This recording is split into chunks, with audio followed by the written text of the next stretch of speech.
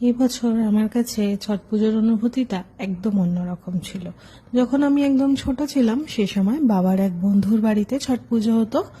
মা, আমি, ভাই, বাবা সবাই মিলে দেখতে যেতাম। তারপর বেশ কিছু বছর যাওয়া হয়নি, শুধু পুজো দেওয়া হতো। তারপর আমাদের পাশের বাড়ি, মানে আমি আমার বাপের বাড়ির কথা বলছি, একজন দিদিরা তাদের ফ্যামিলিরা আসে। তাদেরকে হয়তো তোমরা দেখেছো আমার দুর্গাপুজোর ব্লগে। তো ওদের বাড়িতেই আমরা যেতাম, সকালেও যেতাম বিকেলেও যেতাম, বিয়ের আগে, ইভেন বিয়ের পরেও গেছি। গত বছরও তোমাদের সাথে শেয়ার করেছি, তাদের বাড়িতে গিয়ে আমি এই সেলিব্রেশনটা দেখেছি নিজের চোখে। কিন্তু এবছর দিদি বলল, মানে চারদিককে যে দিদি দেখে সেই দিদির বাড়ির পুজোতে সকালবেলা দিদির মা কালী পুজোর দিনকে যেমনটা বলেছিলাম নেমন্তন্ন সেরে নিয়েছিল আগের ব্লগে। তো ওদের সাথেই আমার পুজোতে যাওয়া।